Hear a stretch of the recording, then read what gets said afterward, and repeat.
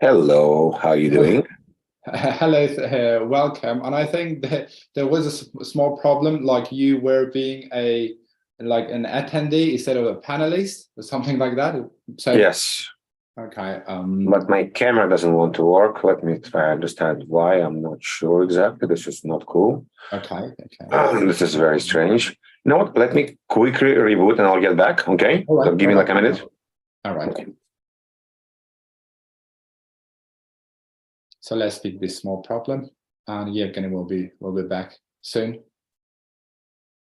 Now, when it comes to I can see that a lot of people who are attending. So when it comes to your questions, you can ask them from the question and answers part.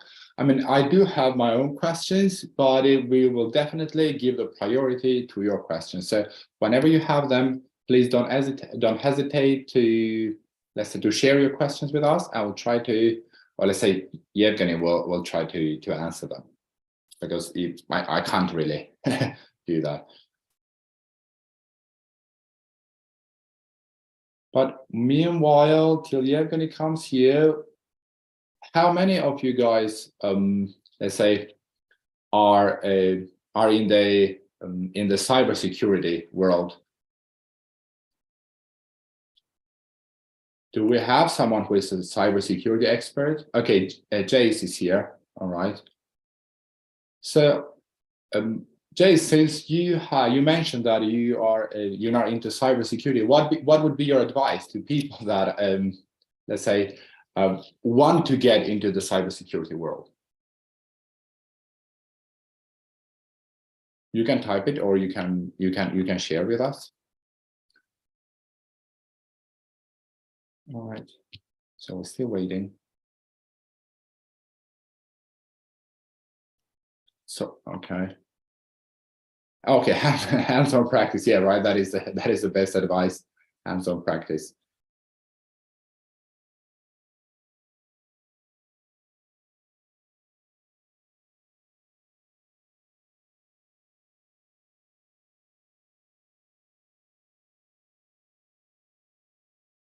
So with hands-on practice, like how many hours would you advise people to study per day? I mean, I know that there is not a a clear path about the number of hours, but like in general, like how many hours does someone have to study to succeed?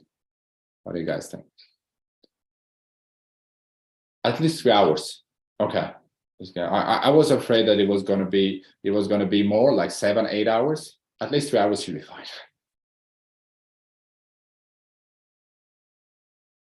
Okay. Yes. Also, can someone contact Evgeniy, please? I think there should be a solution for what is happening to his account. Okay.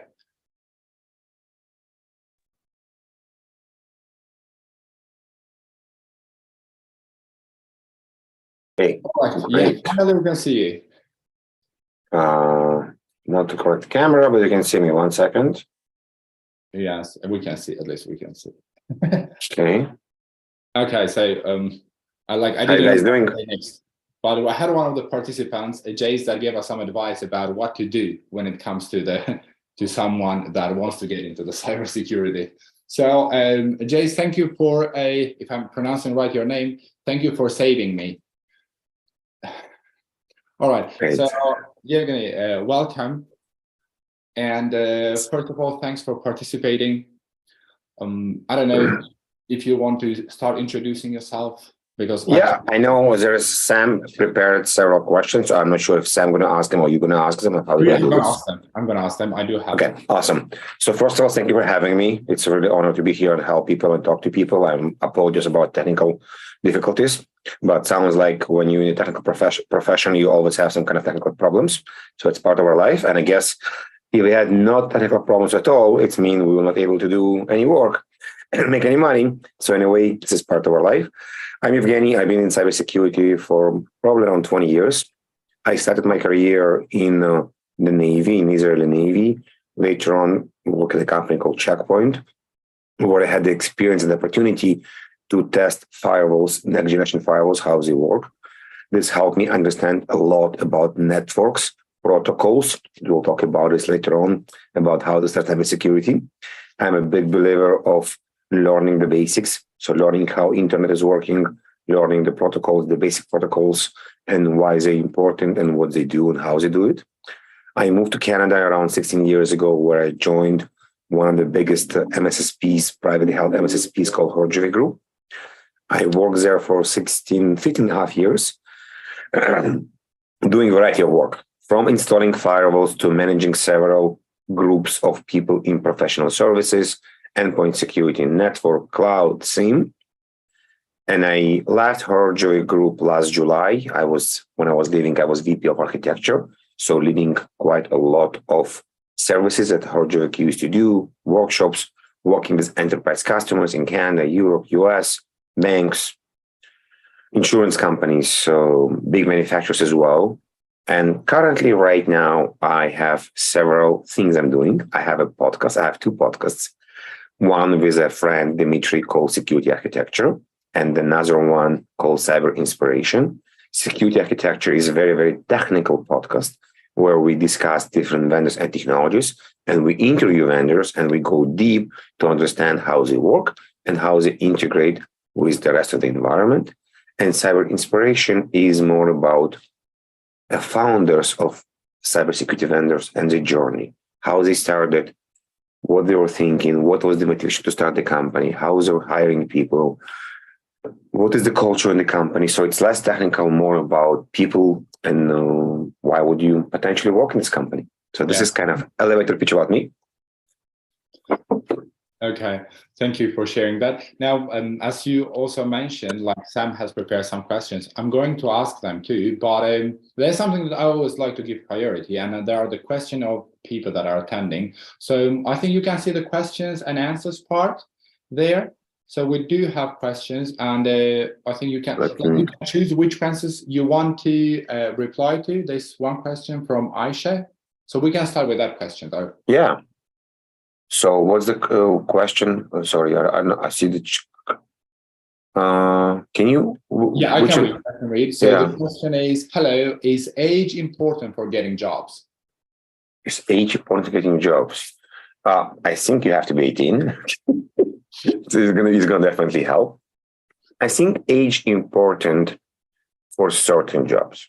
If you are 20 years old and you want to become a VP, a manager, people probably will be confused, like, why?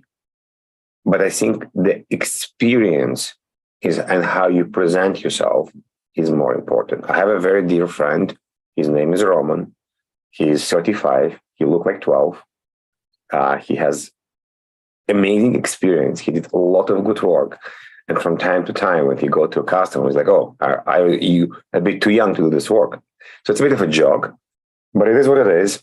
I don't think it's very important to a certain period.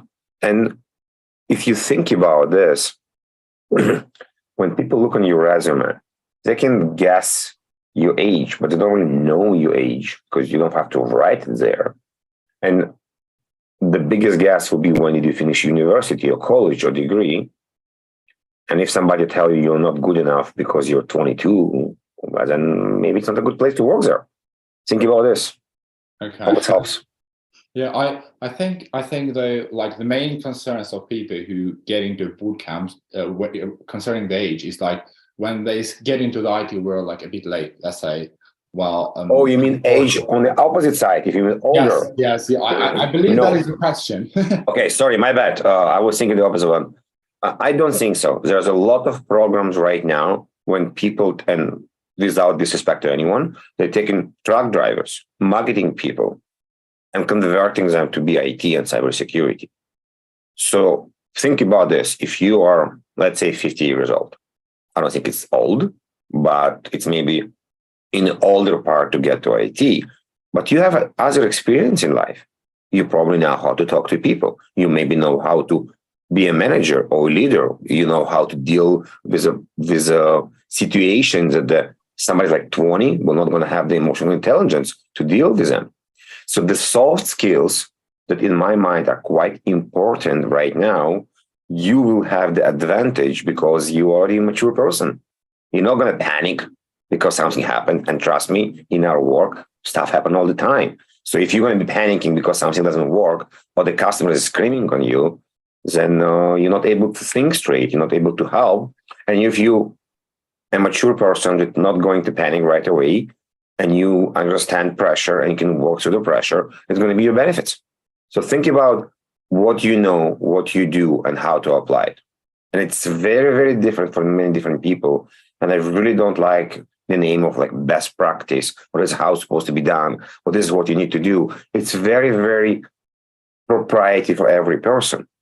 I'm not a pen tester, for example.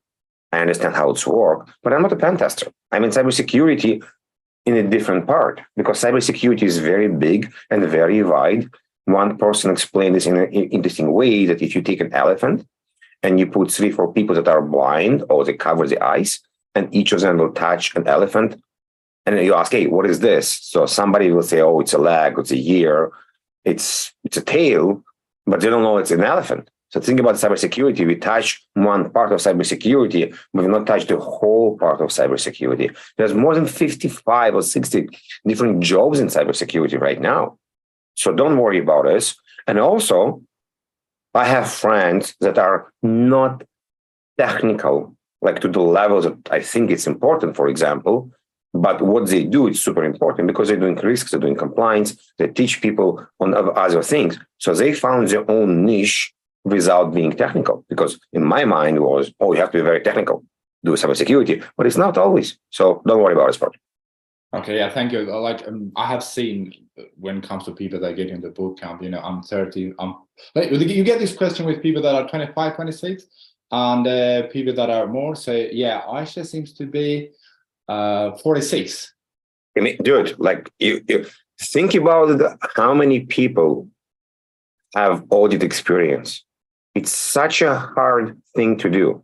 You need to be you need to have attention to details. You have skills in banks probably that a lot of people don't have. So if you look for GRC, or government and risk and compliance, and the work they're doing, what they're doing audit on NIST, ISO, CIS, this could be something that you won't potentially want to do. So there's a lot of benefit to be an audit. Now, you cannot do audit, you don't know what you're auditing to, but you can learn, you can understand. There's tables to the point that you can take an Excel tables with these 200 questions. This is what you need to edit against, like NIST, and understand. Now, the good auditors are not robots. They're not like, hello, okay, do you have firewall? Do you have an IPS? Do you have endpoint security? Are you alive? Are you human? No, they're human beings. They know how to communicate with people and how to get the information in a good and nice way. Yeah, thank you. I think there was a question from. Sorry, sometimes I mispronounce the names. Nikit Venya. It has been labeled as answered, but the question is, how do you work around your way for entry-level cybersecurity job that typically requires 2 years of experience? Wow. It's going to depend what kind of entry-level jobs, if it's a SOC analyst or something else. But let's start from simple things. It's just a fun topic that we talk about this like last week with some of the friends. Do you understand your network at home? Can you design your network from home? Do you understand how Wi-Fi is working at your home? Do you understand what protocols are running in your home? This is your experience. 1. 2, you can volunteer. You can do training. You can do many different things to find such information and be able to do this work. So yes, in some cases, I need experience, and you can put, I have experience because I help in the college, I design networks there. Think about what you can say without kind of steering the reality too much, because you actually did it. Because if you just finished your, I'm not sure how long is the training you guys doing? Is it a couple of months? It's about, like, for cybersecurity, I'm not really sure, but it should be about 7 to 8 months. It's a quite long training. So after that, you can volunteer, you can help, you can say you did that, you can design. But the more important part is when you join the interview and they're asking you questions, can you actually talk on the topics? I'm not telling you to lie. I'm telling you to explain what you did, how you did it, You can say, have experience in whole labs. I did this training. So if you took a tool and you learned the tool and you work with the tool, you can potentially claim it's experience. Because if it's a paid experience or it's not a paid experience, what kind of experience? The reason they put 2 years plus of experience, because you need something. How are you going to learn?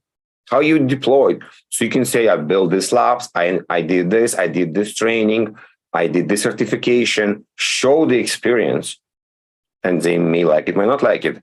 It's hard sometimes to pass the first HR pass to get to the interview to show your skills. So be creative there. Okay, thank you. So, yeah, I mean, like, I don't really want to share my own experience, but those, as you mentioned, those jobs that require about 2 years of experience, like sometimes, as you mentioned, they actually want to know if you are a total beginner or someone that can actually knows what's going on, right? Because like 7 months of a training are quite a long time, and Yes. I've been part of the full stack development, but we have covered most of the topics. So at least you have an idea what is going on. Yes. So since it seems that there are no questions for now, I'll go with one of my questions, which is about like something rather interesting about like the more interesting or innovative projects that you have worked on. Can you share like an experience or something that you think that is very interesting and you really enjoy doing that? It can Yes. be a job.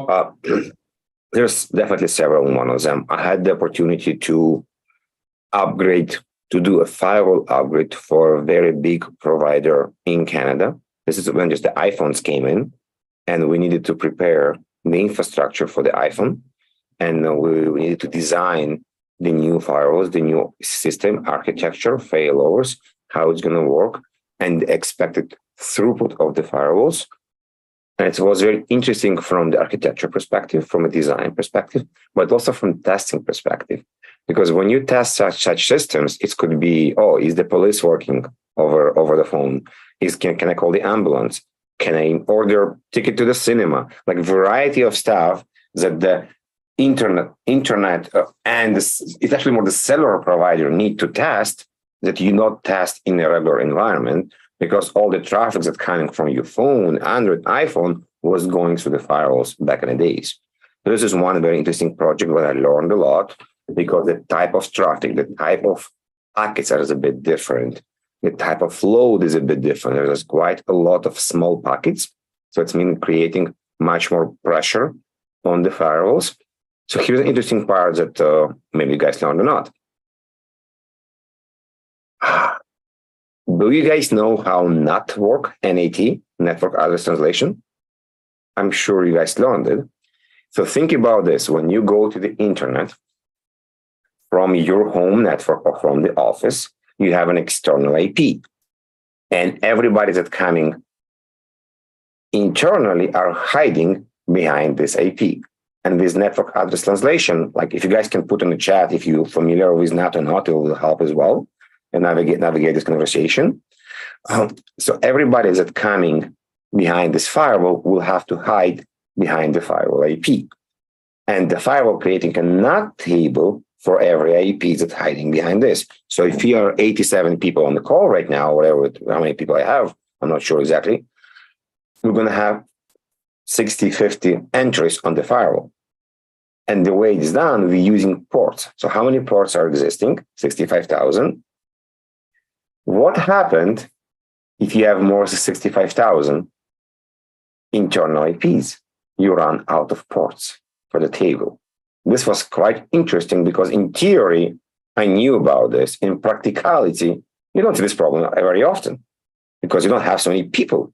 So in this particular case, because it was a network provider, a cellular provider, we had, I think during this time, 200, 500 people. So we reached this maximum very, very fast. And we learned that we need to create multiple external IPs and segregate them. We're talking about more than 12, 14 years ago. We need to segregate them to groups of 65,000 to not have this problem and run out of translation tables. this was very interesting and a lot of lessons learned. And it's actually quite a cool questions because NAT is very important. If you're familiar with IPv6, IPv6 started a long time ago. And everybody was saying, oh my God, we're going to run out of IPs. Everybody has to move to IPv6. But in reality, nobody talks about it anymore right now because we're all doing network translation. And this is why we can survive and live. And it's very important when you do networking and firewalls to understand how it's actually working. This is one project. Another project, I was architecting a DLP, data leakage prevention system for a bank that included network DLP, endpoint DLP, email DLP, monitor DLP. And it was quite a journey to learn about all the problems, all the throughputs, how we find the traffic, how we match the patterns to find the correct information and design, and the issues we had with load balancing, with the amount of throughput we can get on a DLP box, and how we can manipulate this. There's actually quite a lot of projects, but this is kind of one that just came to my mind. Okay, they're the most interesting ones. Yeah, thank you. Thank you. Like, I do have questions, but we do have another question from Chase. It seems that, you know, I'm pretty sure that more of the question will be about finding a job and those kind of advice. But yeah, if you wish to answer that. Yes. So are there particular cybersecurity roles or specializations that are high demand for junior level professionals? I think the most common one right now is a SOC analyst. So SOC analyst, I hope you guys learned about it. SOC is a security operation center. There's also NOC, network operation center. And as part of the SOC, you usually work shifts. There are tier 1, tier 2, tier 3. As a tier 1, you are sitting in a physical SOC or virtual SOC, depending how it's happening. There's alerts coming from the clients. Again, I don't want to go too deep because I hope you guys learned about it. And you have certain things you need to do to understand the alerts, understand the logs coming from the customers, understand what to do with them, triage them, escalate them, and help the customer. I think this is one of the more popular work we see right now. There's always IT/security people that need to help reset passwords for people, understand what's happening, deploy agents for customers, for users. I'll say this is the popular one if you're talking about technical roles. There's always people that need to help with training, for example, to teach people that in some cases you have a material that you study and need to deliver these materials. There's also marketing roles in cybersecurity. You don't have to be hands-on. You can do marketing because you need to sell to market. You can do technical writing in cybersecurity, help people to write. For example, if you're very proficient in writing and you love writing and you're very good in this, you can become a technical writer because people need to help write the wikis. People need to help to write help. People need to help to write how systems are working or implementation guides, for example. So there's a variety of ideas. Okay, thank you. Thank you very much. Actually, Evgeniy, it's very obvious that you're doing a podcast or something, like you're so comfortable when it comes to explaining things. So like it's nice to have that. It's nice to have that. You know, it makes everything easy. So another question from Maria. It's about how did you start your cybersecurity career? Like, how did it start? I had quite an interesting journey. So I mentioned in the beginning that I was in the Navy for 5 years. And this is where I learned more about the network. So I understand networking, DNS, DHCP, Windows, domain controllers, less security, Linux, protocols. When I finished the Navy, I joined a company called Checkpoint. They're making firewalls for the last 25 years. And I joined as a QA analyst. So it's quite, I don't know if it's unique, but different than many other people. Now, don't forget, 20 years ago, there was no such thing as degree in cybersecurity. Universities were not teaching cybersecurity. There was nothing. Majority of us started in IT and networking and then moved to cybersecurity. So we all learned on a job. There was training for firewall, training for cloud endpoints, whatever it is, other than cloud, but there was no us as cybersecurity. Or people did a degree in computer science and then went to cybersecurity. So I joined as a QA analyst for Checkpoint.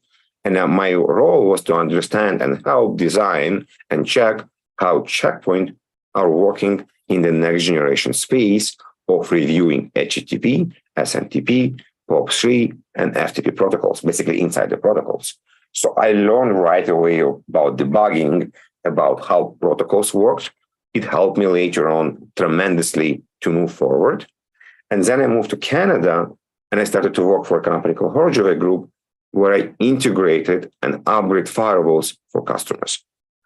And because firewalls are always the one that people blame all the time, and you just didn't upgrade on the firewall, nothing working anymore.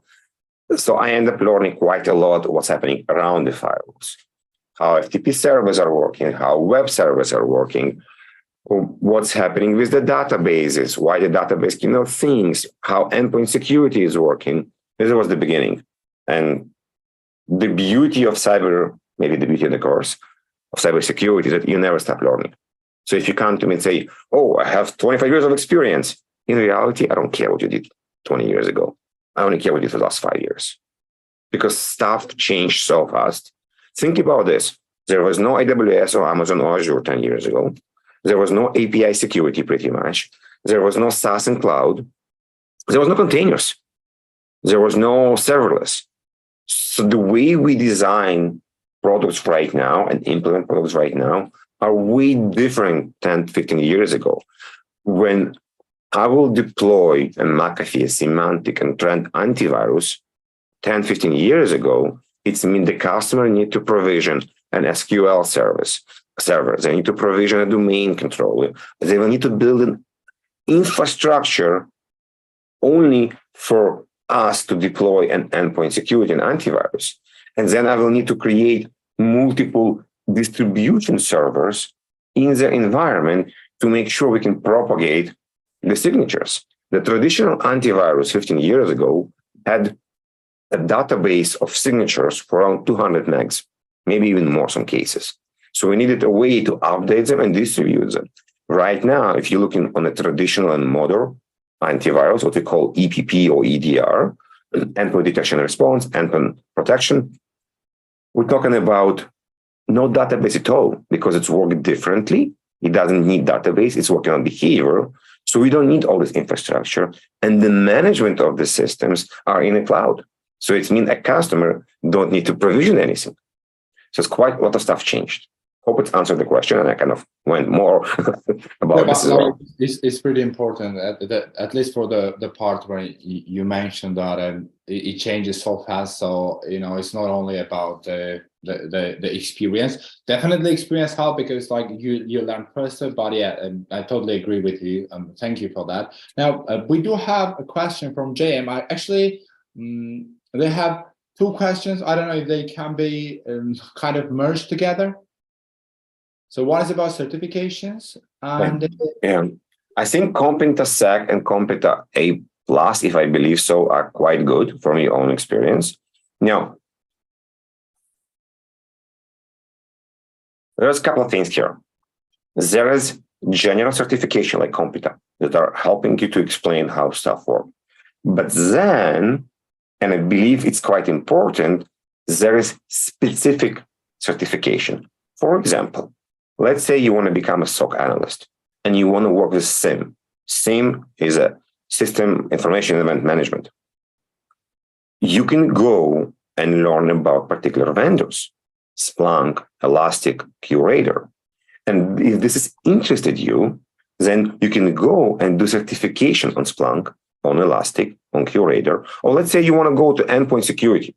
Again, I give you an example. It doesn't have to be this. It could be anything we're talking about.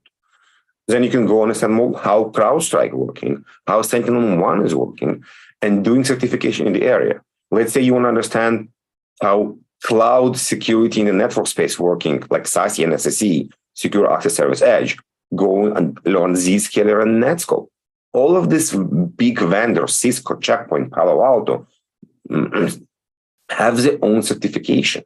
And if you're applying for a job that requires you to do same endpoint, firewall, network, databases, and you showing that you understand not just general, but particular vendor, I think in my mind, if I were hiring you, I mean, oh, okay, you already understand how it's working. You have a certification in the area. It's mean I will need to teach you less. Because when we hiring in junior roles, we don't expect you guys to start working tomorrow. It's a couple of weeks before you can actually do the work. But the quickest you start, the quickest you learn and adapt, it's mean less money me as a company to spend on your education. And I have a quicker return on investment because of hiring you. Because at the end of the day, I'm hiring you because I need to deliver a service and not just because I want to pay somebody money sitting and kind of tumbling in the nose. So think about this. Every business need to make money. If the business doesn't make money, you're not able to hire us. Doesn't matter if it's you or me. So we need to provide feedback and we need to do it and work and start being important for the company, profitable the company as quick as possible. So not just going to work, guys, it's going to work and be hungry and diligent to learn. If you think that you can start in cybersecurity, work a 9 to 5, come back home and just drink beer, wine, and watch TV, sorry, it's wrong. It's not going to work. I am always learning. I'm always reading. I'm always trying to understand what's happening because it's just the way it is. And the companies will expect you not just to sit down and do learning during the work. They will expect you to come back home, continue learning. In some companies, and I think it's good, they will give you options to do certification and pay for your certification on the company behalf. And I think it's great. But think about this, that you will need to learn. It's not something that you learn one time and you forget about this. But it's probably relevant to our entire industry in general, not just cybersecurity. Our world moves so fast that we need to always adapt and learn. So I do have a question about it. Actually, my question was about it. It's about constant learning. So you mentioned that like you are constantly learning, reading, and like if you don't do that, they probably fall quite behind, right? In terms of knowledge. So what about you? Like, how do you keep up with the pace? How do you keep up with the latest development? And are there any sources that you can share? That you can suggest to people about? But this, Yes. this is how I do. This is how I would advise you to do. Yes. So you can definitely follow my podcast and learn there. That's why we can share that. Yeah. Yeah, I put a link here. I think podcast is a great way to learn. There is a video and there's audio podcasts that I'll definitely suggest you guys find the one you like. There is different ones. There are some about news, there's some about interviews, and some on practical, and start listening to them. You don't always have to watch. Some of them are listen only, but it's a quick way. There's some of it even daily. Cyberwire, for example, it's a daily podcast that has like gazillions of listeners, but it's basically a very short podcast that tell you what happened today and yesterday in cybersecurity. So this is one part. Also, when you know what's happening in cybersecurity, it's become almost a conversation starter. Because let's say you joining today for an interview. Like, hey, how are you doing? And you can jump right to the interview, but you can also say, oh, it's so interesting that the Log4j happened yesterday. Okay, that didn't happen yesterday, happened 18 months ago. But you up to date, and the person that's listening to you, like, oh, dude, you know what's happening. So this is great. So keep up to date with this podcast. There are YouTube channels as well, Udemy, Coursera. There's tons of different things. But this is more training. I think podcast is a good way to learn. Join groups on Facebook and LinkedIn. Definitely be active on LinkedIn and look and follow people that you think are producing news content. For example, I don't produce news content. I'm not in the news industry. I produced content related to vendors and how they work. So if and when I hope you follow me, not expect me that I'll tell you what's the latest news, but I'll tell you how technologies are working right now. What are the important technologies? Where the technologies are going, for example. And you understand different new acronyms that are happening. So LinkedIn, Facebook, YouTube, I think there's a great services. Just LinkedIn itself, oh my God, how much information is there? Yeah, there's a lot of like copy paste information also, so it's definitely, if you follow certain people, then that kind of information will fall in front of you, right? Because so this is the daily This is the daily, the one I mentioned about the cyber war. I think it's a great podcast to listen to. Just kind of, if you want to keep up to date on what's happening with the news. And at the same time, if you don't like to read, listen, you can read. You know, if your reading is even this podcast, there's a transcript. You can click on transcript and read it. So there's multiple ways to do it. Now, other part, create or join groups, WhatsApp, Telegram, LinkedIn, friends. Have a healthy debate with people where you can ask questions and you can listen to them asking questions. Because reading one is good, but if you're in a group and somebody posts a news and you can have a debate with someone, debate, not argument, then it's good. Because through debate and through problems, we learn. My personal perspective, the best time you learning is when shit doesn't work, when stuff break down. This is the fastest way you learn, because you need to fix something, you need to understand something, you mind going to a super activity, you're researching, you're reading, you're calling support. And during this time, because you don't know what's not working, you're learning very fast. And I can guarantee you, you're going to remember this for a long time because you spend so much time learning this. Okay, thank you. Thank you very much. Actually, we've been talking about quite a lot of positive things. So if you don't mind, I want to get something to, let's say, slightly more negative. I know we have only 20 minutes left. So yes, unfortunately, I do have something at 3. I have a recording actually at 3. So.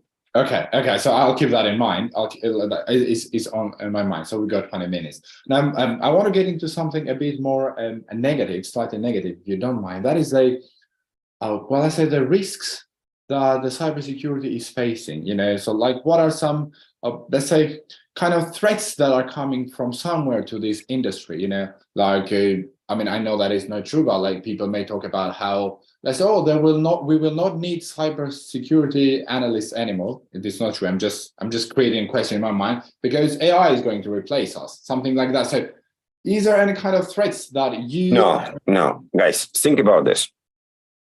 So AI is a great topic. We're not going to go talk about AI a lot because there are a lot of crap there as well. I just made something. Yeah, no. But within this AI, there's something called AI poisoning. I mean, how do I know that AI is doing well? If I tell AI it's good to kill kittens, don't get me wrong, I don't want to kill kittens. Okay, I love kittens.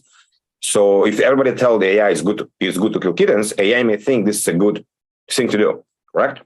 So, there's a lot of examples. You tell AI, here is a bus and here is a road, and you need to go. Are you going to hit the bus with the kids? Or are you going to hit the road? Or are you going to fall out of cliff? There's a lot of examples here about debate. But basically, even with AI, we're going to have systems, and already have systems, we're going to check if the AI is doing something correctly or not correctly. So it's important. But I promise you, not going to go out of work right now because there's a lot of stuff to fix. AI is there to help in some cases, and there's always new solutions and always new problems to solve. Even with ChatGPT, wow, awesome, I can do a lot of stuff. But now, what about privacy? Can I actually put in ChatGPT all the information about my company because I want it to summarize to me? No, I cannot. So now we have a security concern about ChatGPT because I don't know what to put there.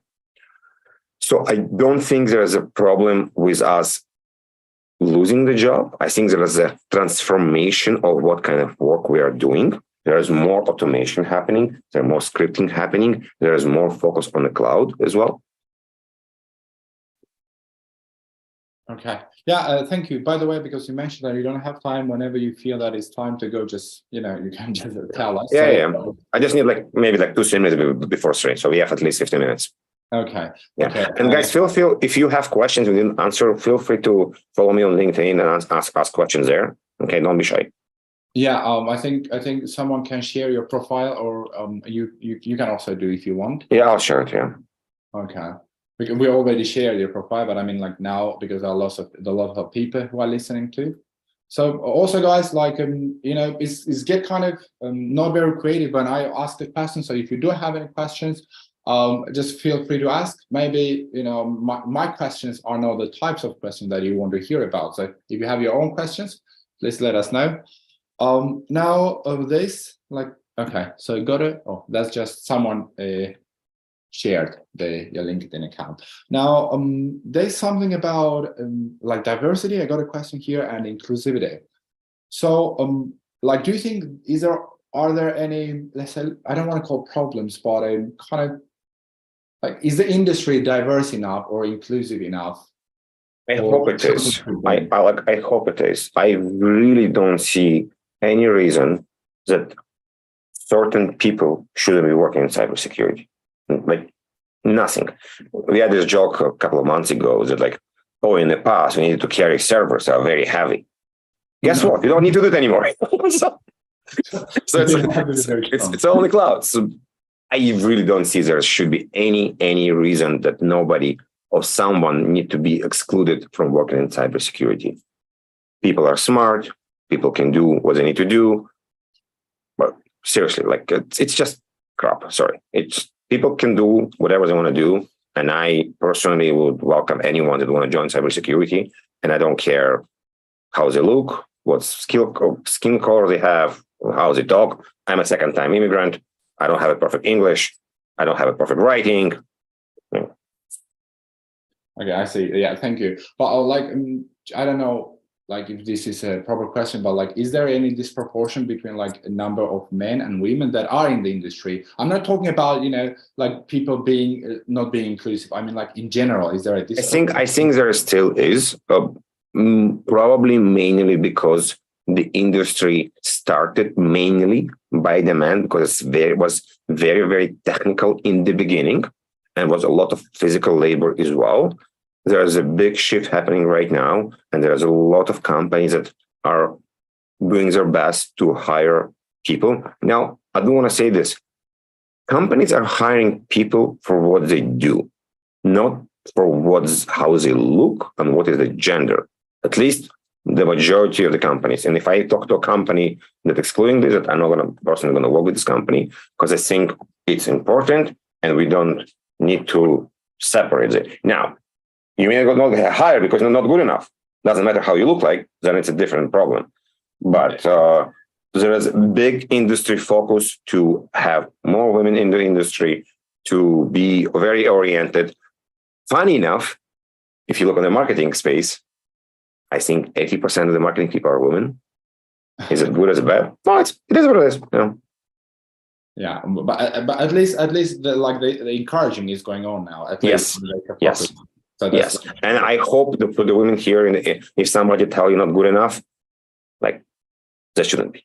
There's nothing preventing you to do whatever you want. Okay.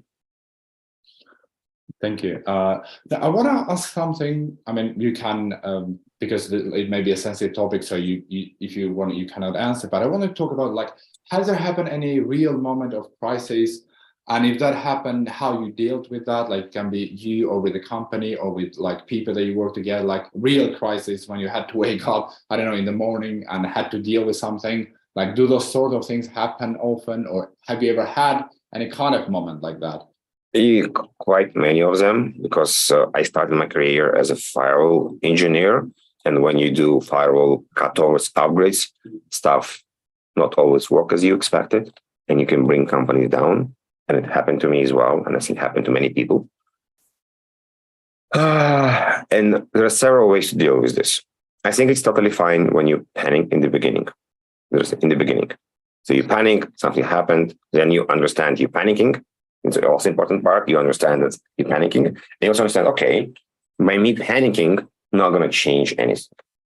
Now, with time, you learn and you expect stuff sometimes to go bad. You understand that stuff. So if you completely not expect stuff to go bad and it's completely surprise, then it's going to be very hard to deal with. And you may panic longer and you may not know what to do. But with time, you understand, okay, you expect that from time to time, stuff will go bad. And then you almost develop a plan. So one of the interesting things we have in cybersecurity called incident response, or BCP, backup disaster recovery plan. We're basically creating plans on when shit hit the fan, as we say in the industry, and we have problems. Why? Because we learn it's happening. Same as in the army. Stuff happened, somebody got injured. We learned a rule, don't have Don't walk with the loaded weapon, for example, or don't point weapon to other people because you're playing with this. So whatever it is. So you're creating and plans how to deal with crisis management. And it could be a company plan or could be a personal plan. So you understand, okay, I had this problem. I panicked. I didn't know what to do. I got all nervous. Hey, we all started driving a car. First time driving a car, we probably were all nervous. And we learned to drive the car better. We understand what to do. Then, unfortunately, some of us got to accidents. I had my own fair share. So we panicked and we learned, okay, I can do breathing exercise to calm myself down. I can walk and relax. I can call a friend. I can do whatever. I can listen to music. So you develop tools for yourself that work for you. I like breathing exercises. I know quite a lot of them and understand, okay, there's something happening right now. I'm panicking. I'm under pressure. I need to bring myself down, calm myself down, and deal with the problem. This could be dealing with the problem by myself, or if I understand the problem is too big, calling friends, calling supervisors, depend what I do. It's also very important to understand what's your role, and if the company expects you to deal with the problem by yourself, or actually, guys, something happened. We're seeing the scale of the problem is this. I need help. It's called SLA. Basically, how fast we reply. So this is a very important topic, and there's quite a lot can be done on this topic from a personal level and a company level. Part of it is planning. When you do a certain work, whatever the work is doing, you need to understand the steps you're going to do. Write the steps, whatever the tool you're using. Evernote, OneNote, there's many, Notion, gazillions of different things you can do. And then you can execute on the steps. Because if stuff happened and you need to go back, you need to understand which notes you do it. Now, it's fundamentally important, again, in my mind, when you having, not if, when you have problems and you making changes to fix them, to document them.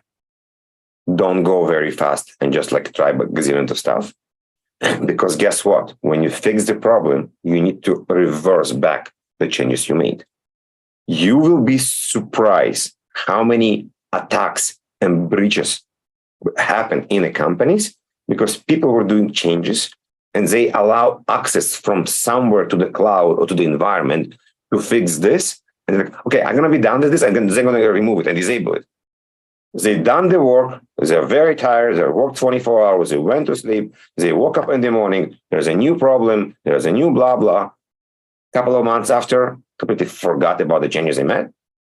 And they didn't reverse them back. And now it caused a problem for the company. So writing, analyzing, having a second pair of eyes is important. There's this idea that called second pair review, second pair of eyes. I'm a big believer of this. It doesn't show that you don't know what you're doing. It shows that you did a work, you created a document, you created a plan, and you want somebody from the company to review it from your friends, because it's not like you're incompetent. It's because sometimes you make mistakes or sometimes you have suggestions. But guess what? In one point of life, you're going to be the guy that's going to review somebody else's work. Or even if you work with a friend and you guys in the same level, you can still review each other's work. Because we may find a problem or may say, okay, all good. So your confidence level also going to be higher when somebody review and you know what you're doing. Okay, yeah, thank you very much. That was more than, let's say, clear.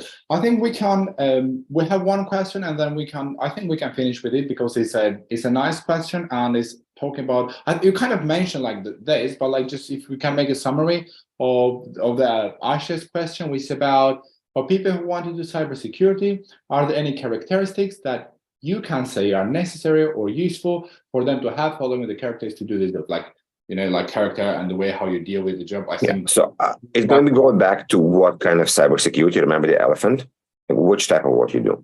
I think in general, one is the desire to learn. If you don't have desire to learn, it's going to be very hard to do cybersecurity because stuff are changing all the time. So have this curiosity, how stuff work. I think it's important. And also a bit of a hunger for work, for knowledge. And sometimes being creative. You know, there's kids or adults, like they see something, how it's working, like, okay, I'm going to use it. And sounds like, oh, I want to poke around. I want to understand how it's actually working. I want to understand, what if I do this? What if I do that? So this is important part in certain part of cybersecurity. Like if you're an auditor, for example, you have a set of rules and you need to audit by these rules because you're trying to be compliant with certain criteria. But learning is one, curiosity is two. I think the soft skills and the emotional intelligence taking quite a lot of percentage of the skills. If you're in a technical role, definitely have a technical role and understanding. Approach to problems. So approach to problems and how to fix problems, it's very important because, let me give you an example. Let's say I take this cable. Don't see the cable, but pretend I have a cable. Let's say I have a problem with this cable. I can start poking around in the middle of the cable, or I can go from one part of the cable and go 1, 1, 2, 3. So I'm approaching to the problem in a serial manner and not just trying to jump from one to another. So this is approaching to how to fix problems and not just go all over the place. So methodology and understand how it's working. Now, you may not have it, but you can develop it and learn it, understand you need it. So there's a couple of ideas here. And I mentioned soft skills is basically people skills because you need to communicate with people. And here's one that will be important later on. Learning, and this is, you have to learn it. You're not going to have it. You don't have it right away. You have to develop it. I develop it. All my friends develop it. Learn how to communicate technical problems in a simple language. When you come to a manager or to a business owner and start talking scriptic language about protocols, IPs, ports, encryption, they don't understand this jargon. They don't understand these acronyms. You need to translate technical information to normal English, simple English, or to business language. For example, Mr. Customer, if you're not going to deploy antivirus, you may have viruses on your laptops, and you have viruses on your laptops, you're going to have a problem and availability because you people are not able to do work. So by not doing this, your business will be impacted. And by guess what? You're going to be losing so much money an hour. It's just an example. I just want to make it complicated. So ability to translate and convert technical skills to business, technical knowledge, information to business, and normal English, it's important. Okay, well, Evgeniy, thank you very much for all of your advice. Actually, it was like a real pleasure for me because I mentioned before, I want to mention it again, like your podcast experience made it really easy, everything for me. And I think I think that everyone agrees with me that there was a lovely 1 hour that we have here. I'm not into like a cybersecurity guy, but I enjoyed it, because sometimes let's not see it just as a job, like I'm doing, I have to enjoy this. So I enjoy this conversation. Thank you very much for being here. If you have, guys, good luck in your journey. Yeah, thank you very much. And guys, we already shared Evgeniy's LinkedIn profile. I think, as you mentioned, they can always reach you. They can always follow you. They can follow your podcast. So that's all that I have to say. Thank you very much for your time. Guys, good luck there. If you want me in the future, let me know in a couple of months. Okay, cheers. Okay, hope to see you again. Thank you.